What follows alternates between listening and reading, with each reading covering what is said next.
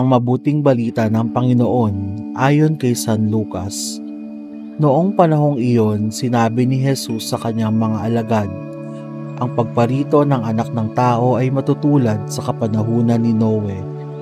Noon, ang mga tao ay nagsisikain at nagsisiinom, nag-aasawa, hanggang sa araw na sumakay si Noe sa daong. Dumating ang baha at namatay silang lahat. Gayon din noong panahon ni Lot. Ang mga tao ay nagsisikain at nagsisiinom, namimili at nagbibili, nagtatanim at nagtatayo ng bahay. Ngunit ng araw na umalis si Lot sa Sodoma, umulan ng apoy at asupre at natupok silang lahat. Gayon din sa pagdating ng anak ng tao.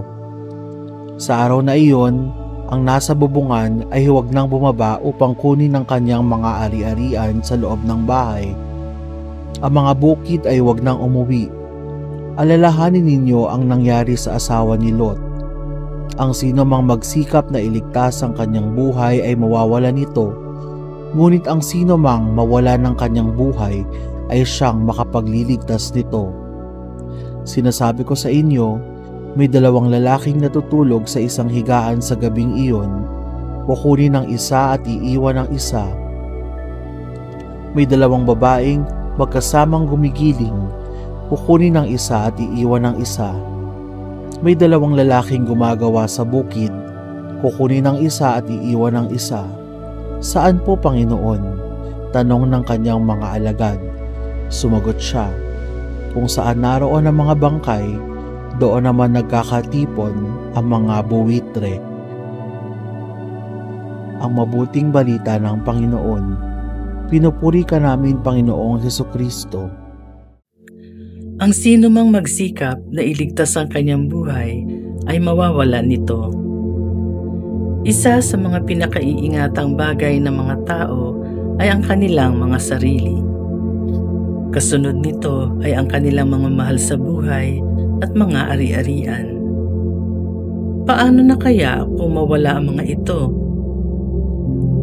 Nahihirapan tayong pakawalan ang mga malapit sa ating puso o palayain ang mga bagay na naging bahagi na ng buhay natin.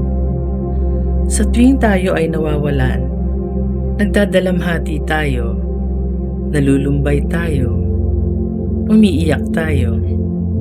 Hindi masama ang malungkot o umiyak kung mawalan tayo ng bagay na mahalaga sa atin, lalo na kung taong mahal natin. Ngunit kung mundo at ang sarili natin ay umiikot na lamang sa mga ito, dito tayo nagkakaroon ng problema.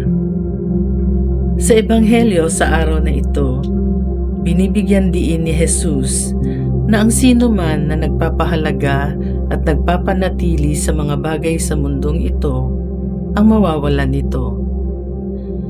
Pinaaalalahanan niya tayo na ang mga natatamo sa buhay na ito ay pansamantala lamang. Huwag nawa nating ituon ang buong lakas, panahon, puso at isip natin sa mga bagay lang na lumilipas.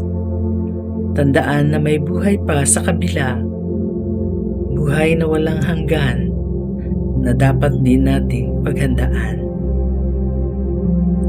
Ang mga bagay sa mundong ito ay pinahiram lamang sa atin ng Diyos. Gamitin natin ang mga ito sa paraang makapaghahatid sa atin sa kaharian ng Diyos.